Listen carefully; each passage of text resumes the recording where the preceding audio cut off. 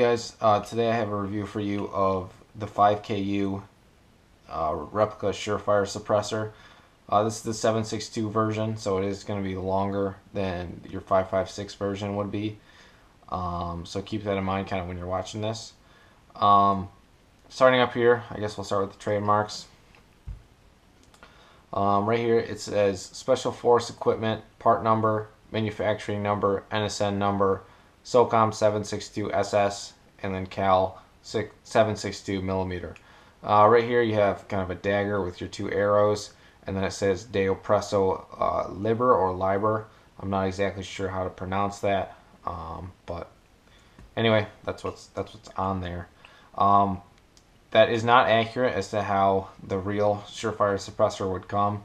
I actually don't even believe that the real Surefire Suppressor has trademarks on it. So because I'm going to be using this kind of with the mil-sim mindset, if you will, I'm going to try and rub these off kind of with some rubbing alcohol or nail polish remover. And then after I try and do that, I'll post an annotation or I'll mention in the description whether I was successful in removing them or if I'm going to have to paint it or whatever. Anyway, moving up to the front, kind of the business end, if you will, you have this ribbed ring going around the kind of the front cap. That's just to replicate what the real steel is like. If you take this cap, you unscrew it, it will lead you to the inside. On the inside here, it is foam filled. It's foam filled about halfway down. I'll get into why it's only foam filled halfway down in a second. But anyway, these are just kind of your little foam rings. There's a few of them in there, so you can take them out, leave them in, whatever you want. So that's a nice little thing. My other 5KU suppressor, which is a replica of the Knight's Armament suppressor, it also has foam filled, so I believe that that's something that kind of 5KU normally does. So that's cool if you're into that. Anyway, kind of moving down, right here you have, I don't want to say etchings, but I don't know the correct terminology, but kind of carved into the tube. You have these lines that run diagonally, kind of going all the way around. They remind me of kind of like barrel rifling. I'm not sure what the real purpose is on the real suppressor, but I'm sure there is one. But 5KU has included it on this, so that's nice. But yeah, so anyway, moving back to kind of the quick detach section, you have this kind of this ring here, and then you have this cutout with this little screw right here, and then as well as underneath this lever here. This lever, well, right now the Flashhider is locked in place. It's locked inside the suppressor. In order to release that, you either press down on this lever or you can lift it up. Either or. I find that pressing down is easiest, so that's what I normally do.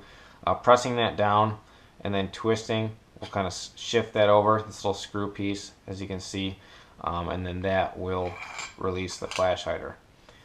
So getting into why it's only foam filled halfway is obviously because of how long this Flashhider is. I believe this is a replica of the real steel Flashhider, so the real steel is like this. This isn't kind of like a freak Flashhider that you're seeing. Anyway, it's kind of like your standard bird cage, and then there's this kind of extension piece on it. The actual threads of this don't start till around here.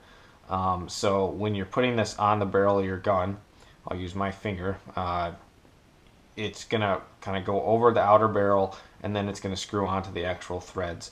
So really this isn't gonna be any longer, maybe a little bit longer than say a normal Flashhider would be on your 7.62 variant, depending on which variant you have. So that's kind of a nice, cool little feature.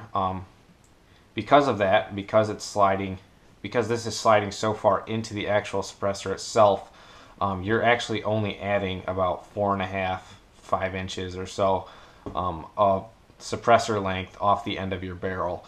So even though this 7.62 suppressor is so long, it's really no longer than, say, a 5.56 suppressor would be. So you're not going to be adding this huge mammoth can on the end that you would be if you were just mounting it to, say, like a Flashhider only locking system, or the end of the birdcage Flashhider locking system. So anyway, I'll mount this on my SR25 at the end of the video, and I'll show you guys like kind of how that all works and what it looks like. But yeah, overall build quality, I'm really satisfied with this. I haven't had the chance to mess around with the Mad Bull Surefire, or the Mad Bull replica of this suppressor, so I can't really give an accurate description of like build quality, this versus that. But this is really solid. I'm really happy with it. I believe I paid around like $40 shipped from Hong Kong for this, give or take a few dollars. I did order this with a few other things, so I can't give you a exact estimate as to what this cost. But $40 versus the Mad Bull Surefire replica, which is, I want to say, around like $70 to $80 shipped. It's a big price difference, and you know, it's for something that is pretty much mock and just kind of external to your gun. So I mean, just for looks, $40 is about as much as I would pay. But yeah, $40 for this, great deal. I'd say go for it if you're hesitant. Anyway, speaking to 7.62 suppressors in and of it themselves, there isn't a whole lot of 7.62 suppressors or popular suppressors out there right now in the replica market. You have this, you have the 5KU, the Mad Bull version of the Surefire, and then you have the AAC 7.62. The Mad Bull and the AAC, I don't want to say they're hard to find, but they're decently hard to find. And like I said, they're really expensive. I believe the AAC is around like $80, $90 even shipped. So really, this is the best bang for your buck, and the build quality is great. You're not really sacrificing a whole lot, in my opinion. So yeah, that kind of wraps it up. One more thing I'll mention before we cut to the SR25. There's a tiny bit of play in this little locking ring and the actual can. I mean, a tiny bit. It's nothing to be concerned about. It doesn't affect the function at all, and it still is rock solid when it's on your gun. But it's just something I thought I would mention. Anyway, I'll cut this and we'll show you the SR25.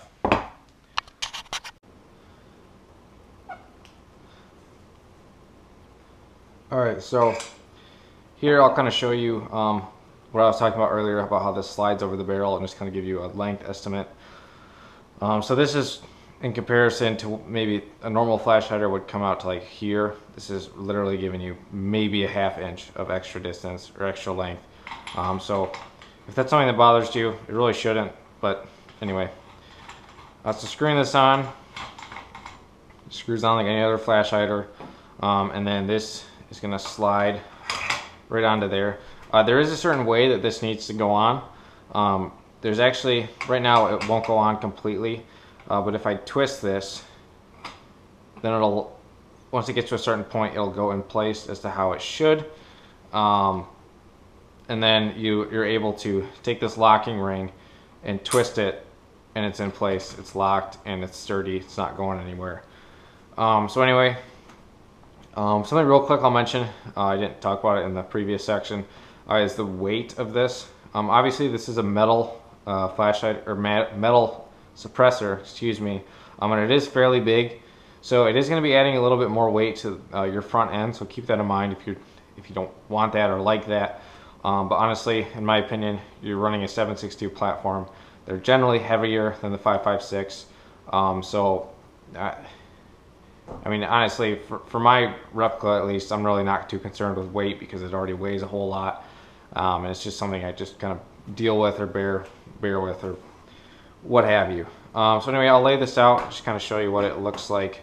So So you have your length here. Length is actually about the size of the rail system.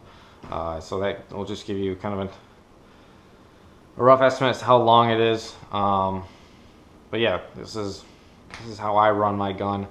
Like I said, really like this. If you're looking for something just to make your gun have that extra look, this is great. Or if you're going to be running a tight bore barrel to the end of it, again, this is another good option. If you're looking for something that's accurate to the actual 7.62 platform, again, another great option. So yeah, pretty soon I'm going to be having a kind of gun overview video of this coming out. So stay tuned for that. If you haven't subscribed, please do so, or not, whatever. Typical YouTube stuff, blah blah blah. Comment, whatever. Yeah, thanks for watching, guys.